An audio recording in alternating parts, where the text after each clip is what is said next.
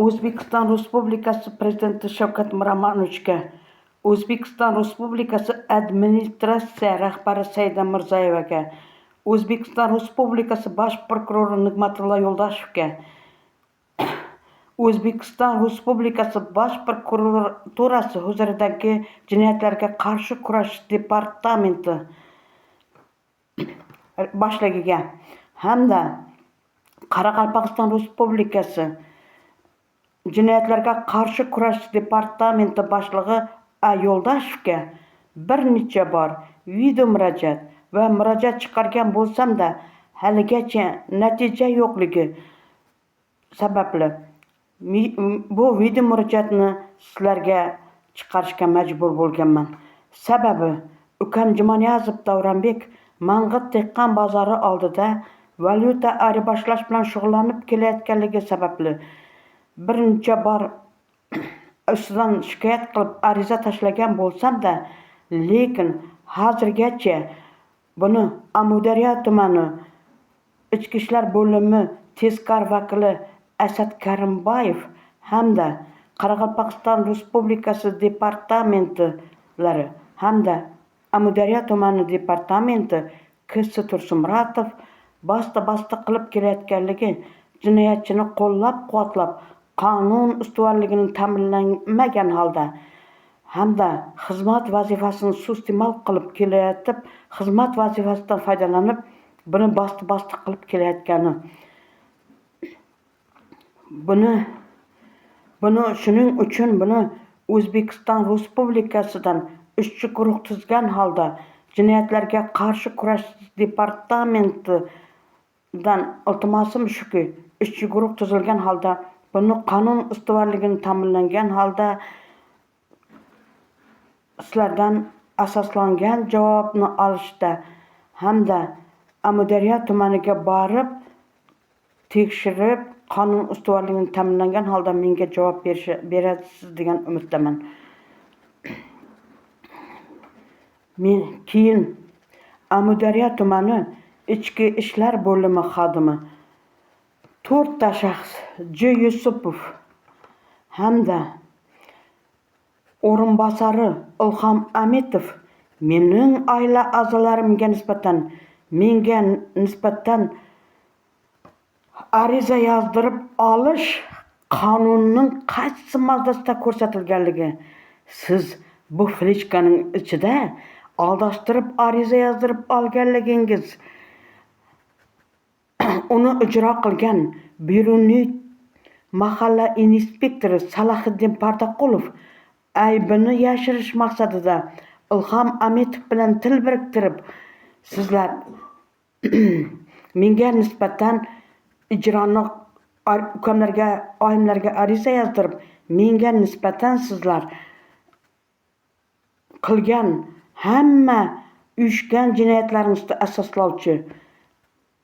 ashyoviy dalillar 2 soat 47 minut 14 sekund DXX orqali Bosh prokuraturaga tushib kelayotgan bo'lsa, buni xotin-qizlar masalasi bo'yicha Amudaryo tumani Ichki ishlar bo'limi Inobat O'rozmetova bilan hamkorlikda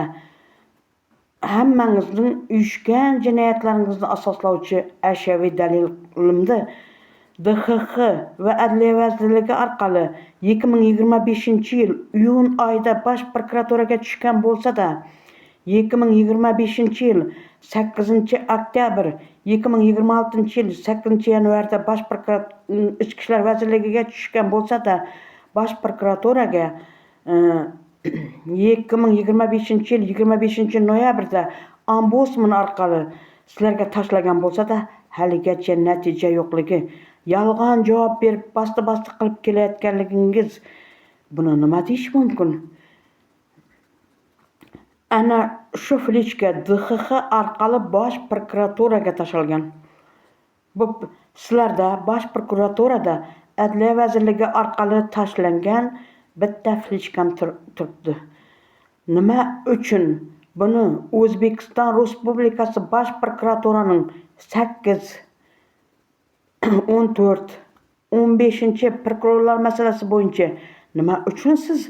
bu flechkani nima qilib turib 15 boshqarma raisi Filichkani nima qilib turib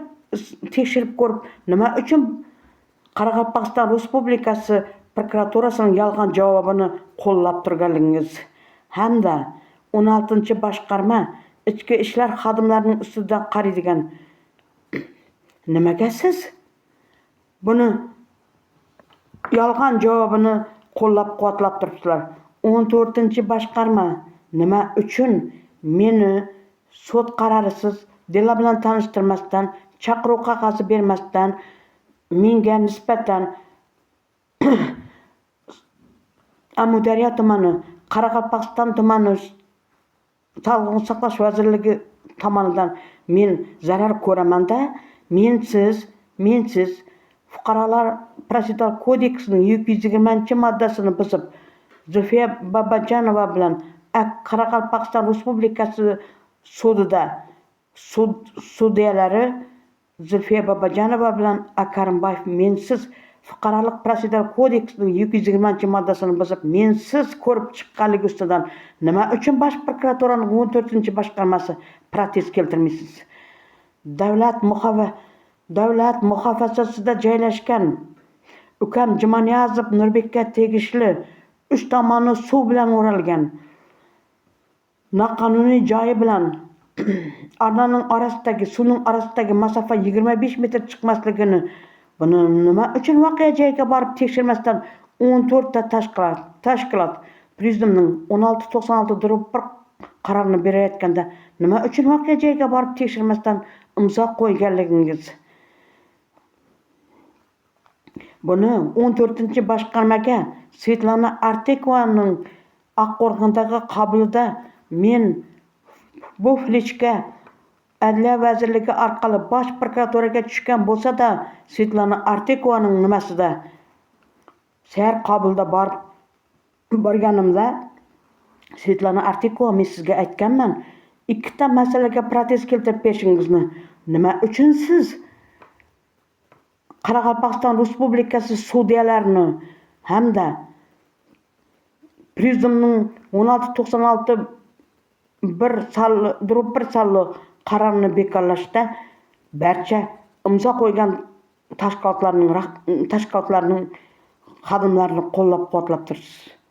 Buni nima deyish mumkin? Qonun ustuvorligini ta'minlangan holda menga qonuniy javob berishda O'zbekiston Respublikasi Bosh prokurori Nigmatilla Yo'ldoshev, O'zbekiston Respublikasi Prezident administratsiyasining prokuraturalarining ustidan nazorat qiluvchi departamenti D.B. Qadirov o'z nazoratingizga olib, meni Qadirov shaxsiy qabulingizni birinchi bor so'ragan bo'lsam-da, haligacha meni qabul qilmayapsiz. 2024-yil 25-noyabrdan beri sizga Amudaryo tumani uyushgan jinoyatlarni asoslovchi ashyoviy dalillarim borligi sababli ularning ustidan jinoiy ish ochib berishda sizdan amaliy yordam so'rasam, uni Qoraqalpoqqa jo'natib, Bosh prokuratura Qoraqalpoqning aybini yashirish bilan ovora bo'lib kelib, shu vaqtgacha mening hech bir Amudaryo tumani noqonuniy ishlarni bajaruvchi ichki ishlar bo'limi xodimlari, prokuratura, sudlari, Qoraqalpog'iston sudyalari ustidan biror marta nazorat qilib, ularning ustidan jinoiy ish ochib bermagansiz. Sizdan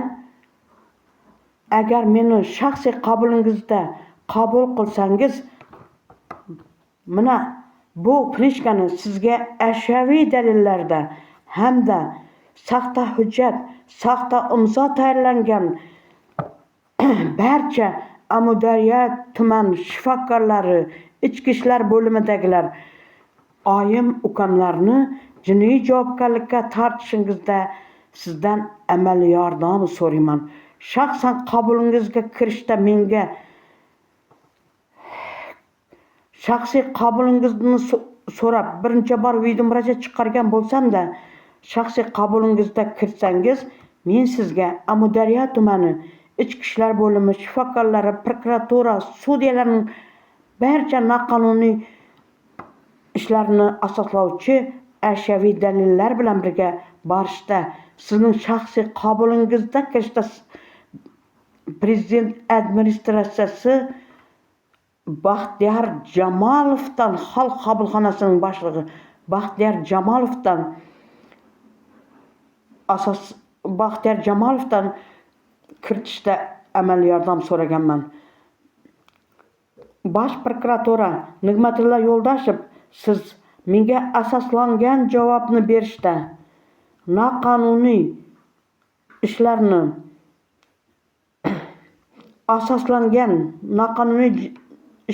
asoslangan holda, qonun ustuvorligini ta'minlangan holda javob xati berishda sizdan amaliy yordam so'rayman. Mening hamma qonun men tarafda bo'lganligi sababli qonun ustuvorligini ta'minlab berishingizda sizdan amaliy yordam so'rab, shaxsan prezidentim o'z nazoratingizga olishda mening shaxsiy xavfsizligimni ta'minlab bering deb 2024-yil 29-fevral kuni bitgan 2024-yil shunda shaxsiy xavfsizligimni ta'minlab bering deb Bosh prokuraturaga chiqsam, 16-boshqarma hamda Ichki ishlar vazirligidagi Qoraqalpog'iston Respublikasidagi Inomjon familiyasi esimda yo'q hozir. Inomjon mening shaxsiy xavfsizligimni ta'minlash o'rniga Ichki ishlar bo'limi xodimlari bilan til biriktirib, menga nisbatan ta'ziq o'tkazganligini isbotlovchi ashyaviy dalillarim borligi, hamma narsani isbotlab beradigan darajada hujjatlarim, hamma narsamni qonuniy hal qilib berishda sizdan amaliy yordam so'rab qolaman.